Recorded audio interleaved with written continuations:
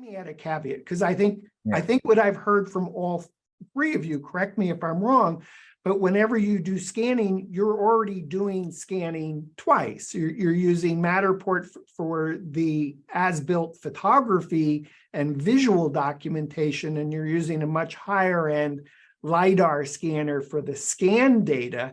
Is there a happy compromise here? Because all we're saying perhaps is there's a phase one, and that phase one may never get to phase two. All the client really wants to do is begin the early imagination of a renovation of an existing space.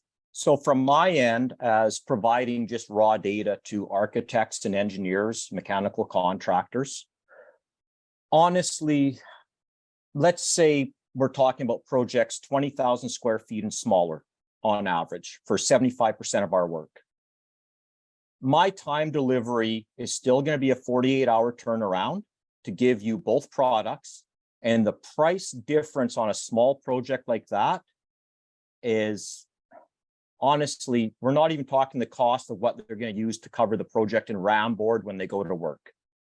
So the price difference is to alleviate the risk. The price difference on that initial capture on 20,000 square feet and less isn't even something on a project to talk about. So if it's 20,000 square feet or less, and you have one person on site doing scanning, can they use two different devices during that 1 day of labor and successfully complete both with two pieces of the technology?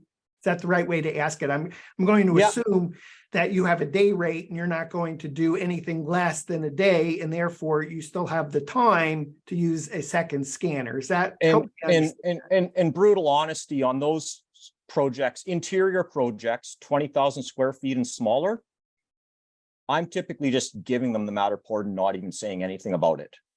I charge them for the 3D point cloud and give them the Matterport.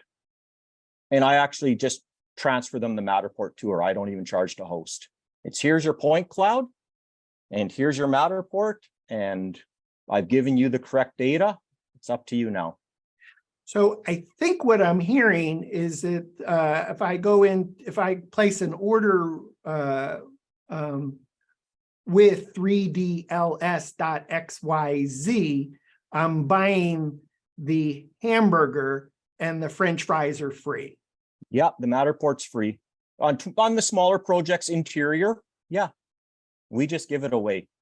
So if you're a Matterport service provider and you may not have a Leica BLK 360 first or second generation, you may not even have a higher end scanner than that, is there a niche that can be carved out for Matterport Pro3 camera service providers to say we can do as-built, provided that is for early design and planning and for the visual documentation, but to put some long sentence in there to qualify the accuracy of the data?